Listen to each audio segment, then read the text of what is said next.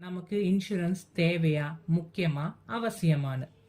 இந்த கேள்விக்கு பதில் ஒரு சின்ன சிம்பிள் எக்ஸாம்பிள்ல பார்க்கலாம்.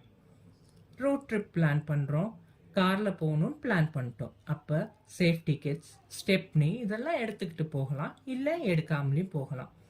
அப்படி போகும்போது ஏதாவது மெக்கானிக்கல் இஷ்யூஸ் வந்தா நம்ம கொண்டு போன சேஃப்டி கிட்ஸை வச்சு சரி பண்ணிக்கிட்டு நம்ம பயணத்தை தொடரலாம். எந்த தடையும் இருக்காது. அதே மாதிரி நம்ம வாழ்க்கையில நிறைய கனவுகளோடையும் லட்சியத்தோடையும் ஒரு இலக்கை நோக்கி எல்லாரும் பயணிச்சிட்டு இருக்கோம். அதை ஒரு சின்ன ஃபினான்ஷியல் லாஸ் வந்து அதை தடை செஞ்சிடக்கூடாது.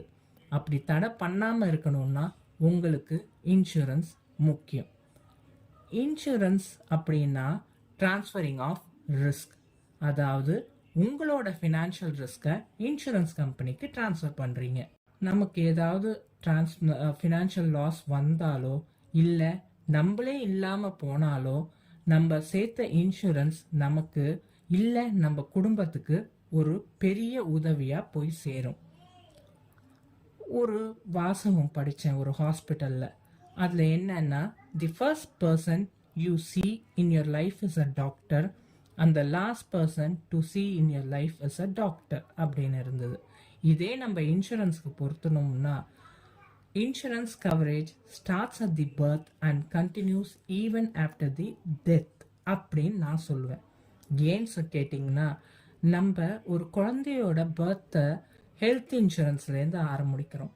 அதோட எஜுகேஷன், மேரேஜ் அப்படின்னு பல விதத்துக்கு நம்ம சேவிங் பண்ணிக்கலாம். அது மட்டும் இல்லாமல் அவங்களோட பென்ஷனுக்காகவும் நம்மக்கிட்ட இன்சூரன்ஸ் இருக்குது.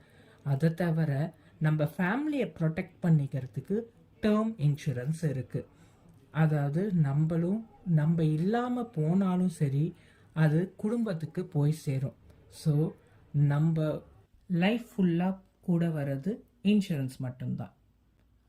ஃபேமிலியை ப்ரொடெக்ட் பண்ணணும்னு நினைக்கிறவங்க கண்டிப்பாக இன்சூரன்ஸு முக்கியம், அவசியம், தேவைன்னு நினைப்பாங்க. அப்படி உங்களுக்கு தேவைன்னு நினச்சிங்கன்னா எங்களோட இமெயில் ஐடிக்கு உங்களோட குவைரிஸை அனுப்புங்க. எங்கள் டீம் உங்களோட கோஆர்டினேட் பண்ணிப்பாங்க. நன்றி, வணக்கம்.